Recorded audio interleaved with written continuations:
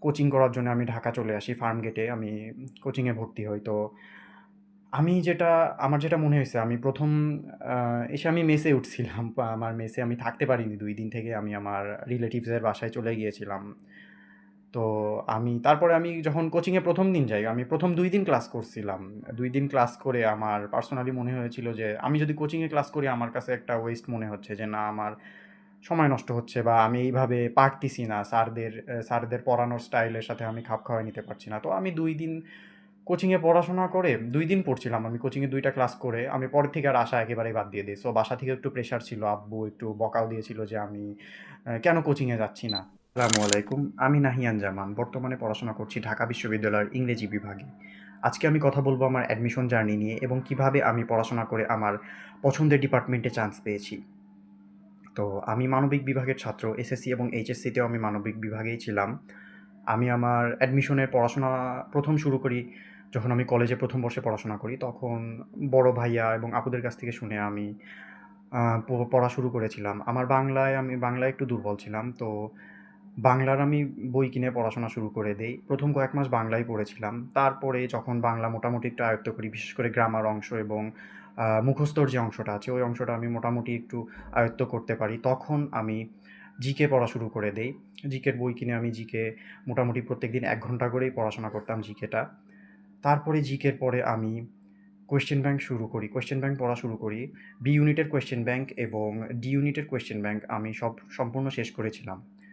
এটা শেষ করার ফলে আমার সুবিধা হয়েছিল কি যে আমি ১ম এই ঢাকা ইউনিভার্সিটির কোয়েশ্চেন প্যাটার্ন সম্পর্কে একটা ভালো ধারণা পেয়েছিলাম এবং কিভাবে এবং কোথা থেকে পড়লে এবং কতটুকু পড়লে আমি উপকার পাবো, সেটা সম্পর্কে আমি ভালোই একটা আইডিয়া পেয়েছিলাম।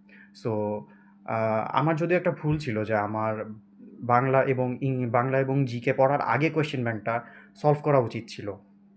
যদি আমি সেটা করতাম তাহলে হয়তো আরও একটু ভালো হইতো। কিন্তু পরবর্তীতে আমার সমস্যা হয়নি। আর যেহেতু ইংলিশে মোটামুটি ভালোই ছিলাম, সো ইংলিশ ১ম দিকে আমি খুব একটা পড়িনি। জাস্ট এইচএসসির পড়াটাই আমি কমপ্লিট করে গেছি ইংলিশের ক্ষেত্রে। আ আমার এইচএসসির সময় বা আমি যখন ফার্স্ট ইয়ার, সেকেন্ড ইয়ার ছিলাম, তখন আমি মোটামুটি রেগুলার ১-২ ঘন্টা অ্যাডমিশনের পড়া পড়তাম। আর অনেক সময় বোরিং লাগতো এইচএসসির পড়া পড়তে যে আর ভালো লাগে না এইচএসসির বইগুলা পড়তে। তো তখন আমি মোটামুটি ৩-৪ ঘন্টাও পড়ছি অ্যাডমিশনের পড়া। আ এইভাবেই মোটামুটি আমার এইচএসসিটা গেছে। এইচএসসিতে আমি মোটামুটি একটা বড় অংশ কাভার দিতে পেরেছি। বিশেষ করে জিকেটা। জিকের সিলেবাসটা অনেক বড়। আ জিকেটা পুরো বই পড়তে অনেক দিন সময় লেগে যায়, কয়েক মাস। তো আমি এইচএসসির সময় জিকেটা পুরোপুরি শেষ করছিলাম। মোটামুটি ৩ থেকে ৪ বার আমি পুরো জিকে বইটা শেষ করছিলাম এইচএসসির মধ্যেই।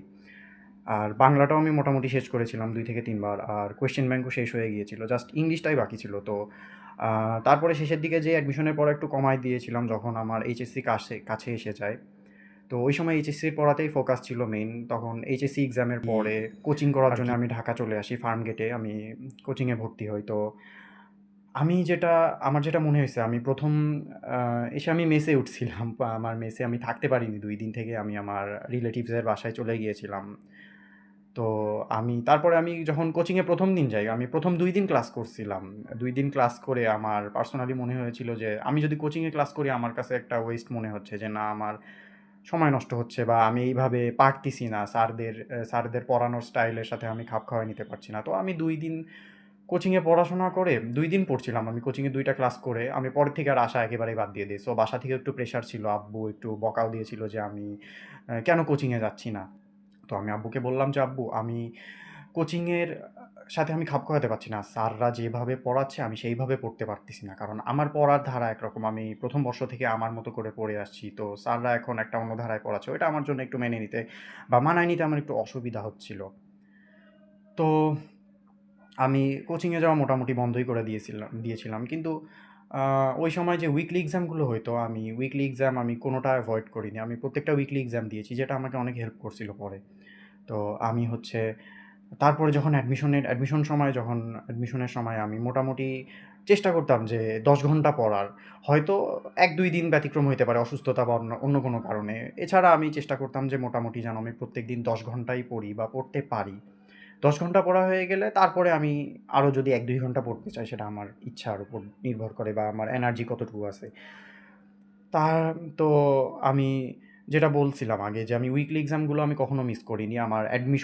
আমার এক্সামের আগ পর্যন্ত আমি কখনো কোনো উইকলি এক্সাম বা মান্থলি এক্সাম যেটাই হোক বা কোনো স্পেশাল এক্সাম হোক, আমি কোনোটাই মিস করিনি।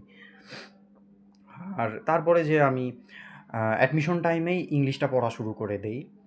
ইংলিশটার জন্য আলাদা করে বই কিনি, মুখস্থ পাঠ করা শুরু করি। এখন এমসিকিউতে আমি মোটামুটি ভালো করছিলাম, কিন্তু আমার বিশেষ করে রিটেন পার্টটা একটু অসুবিধা হচ্ছিল। রিটেন পার্টটা নিজে করতে বা বই দেখে করতে একটু অসুবিধা হচ্ছিল। তো আমি ওই সময় কোচিং সেন্টারে যে এক্সামগুলো দিতাম, ওইটা পরবর্তীতে যেয়ে দেখলাম যে আমার একটা হিউজ হেল্প হয়েছিল। আমি কোচিং সেন্টারে এক্সাম দেওয়ার কারণে বা উইকলি এক্সামগুলো দেওয়ার কারণে আমি উইকলি এক্সাম দেওয়ার কারণে আমি পরবর্তীতে আমার রিটেনে অনেক ভালো একটা মার্কস পেয়েছিলাম। রিটেনে মেবি আমি 40-এর ভিতরে 27 পেয়েছিলাম, যেটা আমার অনেক হেল্প করেছিল আমার মেরিট সামনের দিকে দিতে। আমি যদি রিটেনে একটু কম পাইতাম তো আমার মার্কস অনেক পিছায় যেত। তো অ্যাডমিশনের সময় অনেক চাপে ছিলাম। প্রত্যেকদিন টেনশন হইতো যে আর কি চান্স পাবো কি না, কোথায় হবে? বিভিন্ন ধরনের চিন্তা। তো এইভাবে সময় যাইতে থাকে। মোটামুটি একটা ভালোই প্রিপারেশান ছিল। তারপরে বি ইউনিটের এক্সাম দিলাম।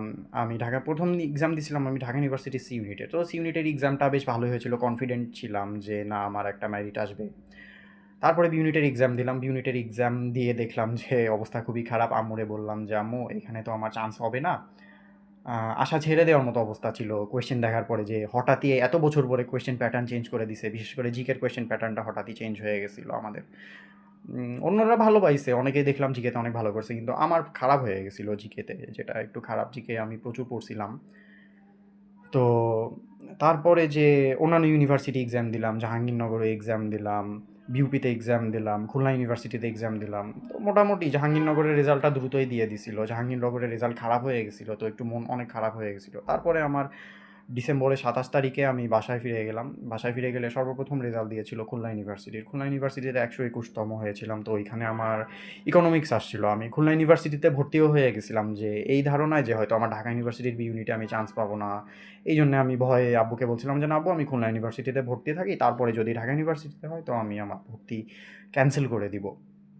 তো আমার এখনও মনে আছে যে যেদিন আমার বি ইউনিটের রেজাল্ট দিয়েছিল, ওই দিন বিউপিরও রেজাল্ট হয়েছিল। তো বিউপিতেও মেরিট পজিশন আমার পিছনে আসছিল। সো আশা একটু কমই ছিল, বাট বিউপিতে সাবজেক্ট আসছিল কিন্তু ভর্তি হয়নি। ওই দিনই, যেদিন বিউপির রেজাল্ট সকালে দিছিল, ওই দিন ঢাকা ইউনিভার্সিটির রেজাল্ট দিয়েছিল হচ্ছে দুপুরবেলা, মেবি 3টা কি 4টা, আমার সঠিক খেয়াল নাই। তো আমি যখন রেজাল্ট দেখি যে আমার মেরিট পজিশন, বি ইউনিটে মেরিট পজিশন আসছে হচ্ছে 146, তো আমি অনেক খুশি হয়েছিলাম। আমার এখনও মনে আছে। তো তারপরে সাবজেক্ট চয়েস দিলাম। সাবজেক্ট চয়েসে আমার ইংলিশ আসছিল। আমি অনেক খুশি ছিলাম যে না, আমি আমার মনের সাবজেক্ট পেয়েছি, আমার পছন্দের সাবজেক্ট আসছে। তো মোটামুটি এটাই ছিল আমার অ্যাডমিশনের এক্সপিরিয়েন্স, যে আমার অ্যাডমিশনের সময় আমি কোন পরিস্থিতির মধ্যে ছিলাম, কতটা চাপ ছিল। তো জুনিয়রদের যেটা বলবো যে প্রেশার অনেক, কিন্তু কনসিস্টেন্সি মেনটেন করা লাগবে আর পড়াশোনা চালায় যেতে হবে। যে থেমে থাকলে হবে না। তারপরে যে ভয় পেলে হবে না, হতাশ হলে হবে না। হতাশা আসবে, প্রচুর হতাশ হয়ে যাবা। কিন্তু পড়াশোনা চালিয়ে যাওয়া লাগবে। যে আমি যদি টার্গেট থাকে 8 ঘন্টা 10 ঘন্টা পড়বো প্রত্যেকদিন, সেটা আমাকে কন্টিনিউ করতেই হবে, বাদ দিলে হবে না।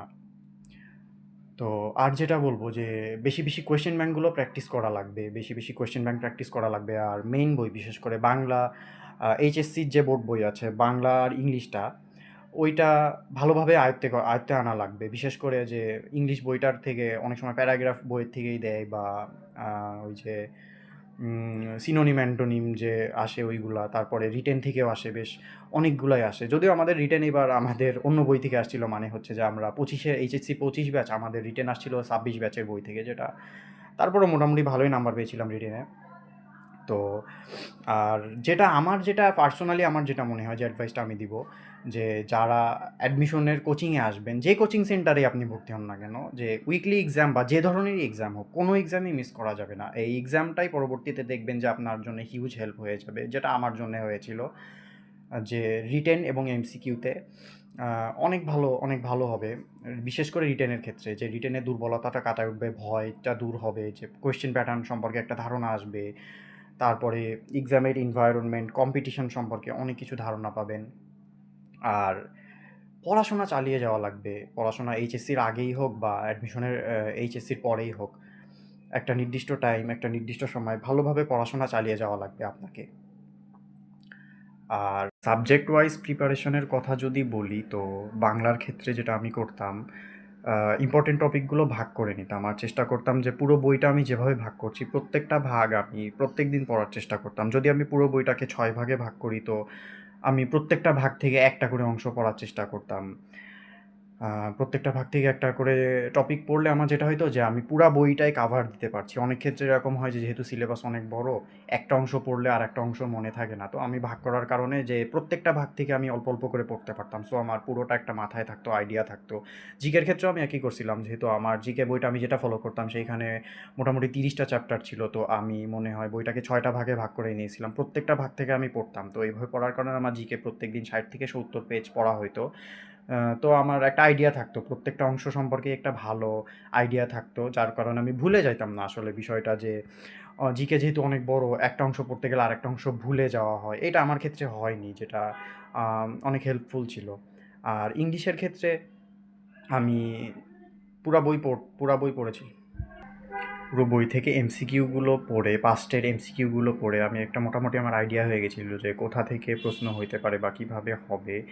তো এভাবেই আমি আসলে ইংলিশটাও মোটামুটি একটা পর্যায়ে নিয়ে যাই। যেহেতু আমার ইংলিশে দুর্বলতা কম ছিল, ইংলিশে আমার একটা স্ট্রং সাইড ছিল। তো আমি সেইভাবে আসলে ইংলিশটাও, আমার যে গ্রামার বইটা ছিল ওই বইটা আমি ভালোভাবে ফলো করছিলাম। আমার রিটেন অংশটাও আমি ভালোভাবে ফলো করার কারণে আমার ইংলিশে মোটামুটি একটা ভালোই প্রিপারেশান ছিল। যে আমার ইংলিশ নিয়ে ভয় ছিল না, যদিও বাংলা নিয়ে একটু টেনশান ছিল। বাংলাটাও মোটামুটি পরে যেয়ে ভালোভাবে আমি কাভার দিতে পারি।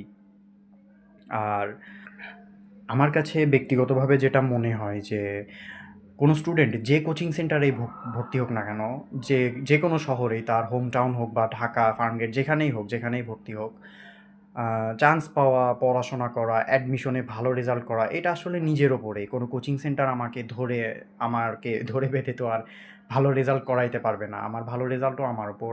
আমি যেটুকু পড়াশোনা করব, যেমন এফোর্ট দিব, আমি ঠিক সেইভাবেই রেজাল্ট দিব। সেইভাবে আমি রেজাল্ট পাবো। সেই ধরনের রেজাল্টই আমার ভালো বা খারাপ হবে, আমার রেজাল্ট কেমন হবে সেটা আমার উপরেই ডিপেন্ড করে, আমার এফোর্ট এবং আমার পড়াশোনার উপরেই ডিপেন্ড করে। সো পড়াশোনার কোনো বিকল্প নাই। যাই বলি না কেন, যতই শর্টকাট হোক, যতই টেকনিক দেখাক না কেন স্যারেরা, ইন দি এন্ড পড়াশোনার বিকল্প তো আর নাই। তো ভালো গাইডলাইন এরও দরকার আছে।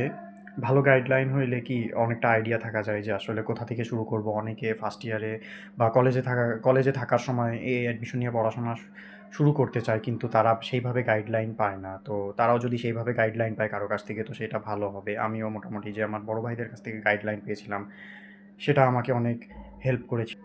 তো সর্বশেষে আমি যেটা বলতে চাই যে নিজে পড়াশোনা করে, বা আমার ক্ষেত্রে যেটা হয়েছিল যে নিজে পড়াশোনা করে নিজের যতটুকু চেষ্টা দিয়েছিলাম, নিজে যতটুকু এফোর্ট দিয়েছিলাম, আমি সেই অনুযায়ী ফলাফল করেছি। তো আমারও তোমার কাছে অ্যাডভাইস থাকবে যে নিজে পড়ো, নিজে ভালো হও, নিজে নিজের প্রিপারেশানকে স্ট্রং করো। কারণ কোনো কোচিং সেন্টার যতই বলো যে এই টিচার ভালো, এই কোচিং সেন্টার ভালো, তুমি যদি ভালোভাবে পড়াশোনা না করো, তুমি কোথা থেকেও হেল্প পাবা না। আর এটাই বাস্তব। তো আমিও সেইভাবে পড়াশোনা করে আজকে আমি আমার পছন্দের ডিপার্টমেন্টে পড়াশোনা করতে পারছি। আমি বি এবং সি ইউনিটে দুইটাতেই পরীক্ষা দিয়েছিলাম। এ ইউনিটেও পরীক্ষা দিয়েছিলাম। তো আমার সি ইউনিটে আমার মেরিট পজিশন আসছিল 71 এবং বি ইউনিটে 146। আর এই ইউনিটে আনফরচুনেটলি আমার মেরিট আসেনি। আমার মার্কস আসছিল এমসিকিউতে মেবি 43 পয়েন্ট সামথিং। আমার মেরিট আসেনি জাস্ট 0.25 এর কারণে। আমার একটা ফ্রেন্ডের মেরিট আসছিল, ওর আর আমার মার্কসের গ্যাপ ছিল 0.25। সো ওটা একটু খারাপ লাগছিল দেখে। যাই হোক, আমি অনেক খুশি যে আমি আমার পছন্দের ডিপার্টমেন্টে পড়াশোনা করতে পারছি। তোমার জন্য অনেক দোয়া রইল। আশা করি তুমিও তোমার পছন্দের ডিপার্টমেন্টে পড়ার সুযোগ পাবা।